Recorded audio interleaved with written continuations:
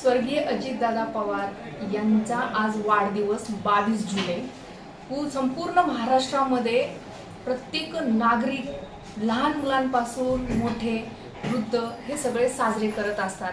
पण आज असा दिवस आलेला आहे की आज आपल्याला त्यांना अभिवादन देण्याची वेळ आलेली आहे। तर थेरगाव परिसरात बारणे साहेबांनी त्यांच्या ह्या प्रशाळामध्ये एक कार्यक्रमाचं आयोजन केलेलं आहे। तिथेच राजन लाखे साहेब आलेले आहेत। तर हे आहेत निसर्गप्रेमी लेखक साहित्य। तर त्यांच्याकडूनच अजितदादा पवार कसे आहेत साहित्यातून आणि तुमच्या विचारातून जाणून घेऊया। काय म्हणायचं याचं अभिवादन करताना अजितदादा पवार यांना?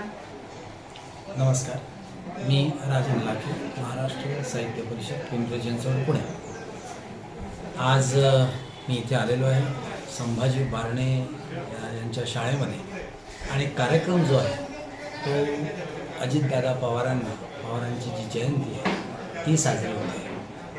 पण त्यांना आज त्यांची जयंती म्हणावी लागते, कारण हा वाढदिवस नाही, कारण आज ते आपल्या ह्याच्यात हयात नाही आणि त्यांचं जे स्मरण आपण आज करतो आहे तर ते संभाजी बारणे यांनी प्रत्येकाला एक पुष्प आपलं तुळशीचं रोप त्यांनी सर्वांना दिलेलं आहे। तुळशीच्या रोपामध्ये जी काही गुणतत्व आहे तर ती त्या दृष्टीने पर्यावरणाचा एक संदेशही त्यानिमित्ताने संभाजी बारणे यांनी ह्या दिवशी दिलेला आहे।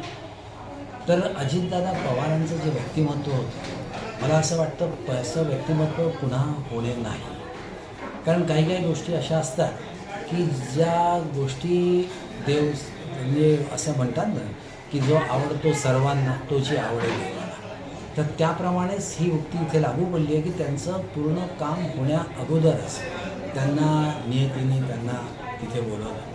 खरं पाहिलं तर त्यांचं अजून इतकं कार्य होतं, त्यांनी पिंपरी चिंचवडसाठी महाराष्ट्रासाठी तर काम केलंच केलं, पण पिंपरी चिंचवडसाठी ते एक दैवत होते। त्यांच्या कामाचा झपाटा म्हणा, त्यांच्या कामाची धडाडी म्हणा, ही तुम्हाला कुणातही म्हणजे कोणत्या नेत्यात दिसेल असं मला तरी वाटत नाही। आजपर्यंत एखादा नेताही आपण बघितला नाही की जो पहाटे उठतो आहे आणि पहाटे उठून 5 वाजता म्हणजे 6 वाजता त्या प्रभागामध्ये जातो आहे आणि तिथे कार्य त्याचं सुरू करतो आहे। खरं पाहिलं तर ही जी चिकाटी म्हणा किंवा हा जो एक त्या प्रभागाची किंवा त्या शरीराबद्दल जी आस्था आहे, काम करण्याची जी आहे ती प्रेरणा आपल्याला त्यांच्याकडून खरं पाहायला मिळते आणि ही प्रेरणा आज लुप्त झालेली आहे असं मी म्हणेन की आज आपल्यामध्ये तो त्या प्रेरणाचा जो स्रोत होता तो आज आपल्यात आहे आणि आज आपण त्यांचं स्मरण करतो आणि हे स्मरण संभाजी बारणे यांनी आपल्या शाळेत खूप मान्यवरांना बोलवलं आहे। प्रत्येक मान्यवरांच्या भावना ह्या वेगवेगळ्या होत्या आणि त्या मी पण ऐकल्या, कारण त्यांच्या प्रत्येकाची त्यांच्याबद्दलची असलेली आस्था, त्यांच्याबद्दल असलेलं प्रेम हे सर्व दिसत होतं आणि आज आपल्याला ते जरी नसले तरी मला असं वाटतं की आज त्यांची ती प्रेरणा ठेवून आपण कार्य करायला हवं। त्यांच्या प्रत्येक आपल्या कामात आपण कुठल्या पक्षाचे आहोत, कुठल्या याचे आहोत हा प्रश्न नाही, एक सामान्य नागरिक म्हणून जर आपल्याला काम करायचं असेल आणि जर पुढे जायचं असेल तर मला असं वाटतं की अजितदादांना आपल्यासमोर ठेवावं एक प्रेरणास्रोत म्हणून आणि त्यांच्याप्रमाणे काम करावं आणि हीच त्यांना खरी आदरांजली ठरेल असं मला वाटतं।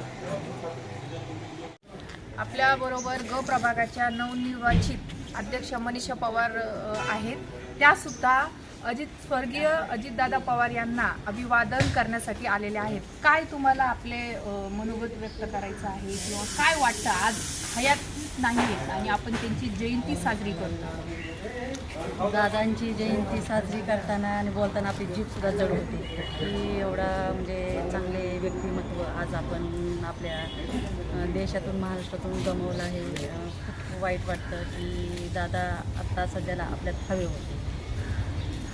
त्यांच्या कार्याचा आढावा पाहता तर आज आपली कोणकोणती व्हिडिओ भासते? तसं सांगता म्हणजे काय आता कोणती म्हणण्यापेक्षा की खरंच दादा जर असते तर अजून आपले कामं चांगली झाली असते। तर ताई आपल्याला सुद्धा काय म्हणायचं आहे अजितदादा पवार यांचे? दादा गेल्यानंतर लय वाईट वाटायला लागले। आता दादा राहिला तर अजून 300-300चा डबल झाला तर दादांना अफसोस आहे सर्व जनतेला।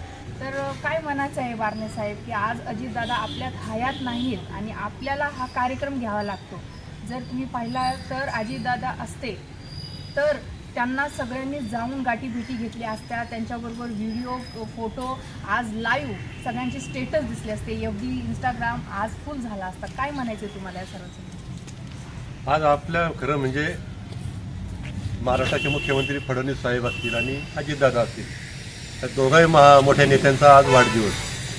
पण दुर्दैवानं आपल्याला अजितदादांना अभिवादन करावं लागतंय.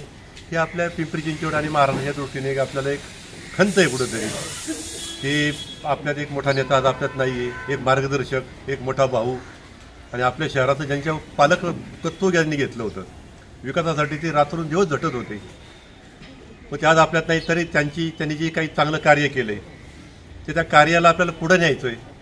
आता नियतीच्या पुढं आपण जाऊ शकत नाही, पण त्यांचं जे कार्य आहे अधुरं त्यासाठी आपण सर्वांनी त्यांच्या विचाराशी अधीन राहून आपण त्यांच्या विचारा पुढे नेऊ एवढीच या ठिकाणी आपण युक्त करू शकतो. आणि या काही आपल्या काळापूर्वी अजितदादांनी आपल्या थेरगाव पिंपरी चिंचवड परिसरामध्ये जनसंवाद घेतला होता आणि त्या जनसंवादामध्ये आलेला तुमचा काय अनुभव आहे? इथल्या लोकांचा, नागरिकांचा, वार्डाचा, प्रभागाचा काय अनुभव आहे? ते सतत आमचा जो थेरगाव काळेवाडी किंवा आपला वालेकरवाडी भाग असेल हा प्राधिकरणाने या ठिकाणी आम्हाला फार मोठं समस्या आहे. त्यासाठी ते सतत प्रयत्न करत होते आणि आजही दादा असेल तरी बाकी आपले सुनेत्रताई आहेत, मुख्यमंत्री राज्याचे फडणवीस साहेब आहेत, त्यांच्या माध्यमातून आपल्याला हा प्रश्न सोडवायचा आहे.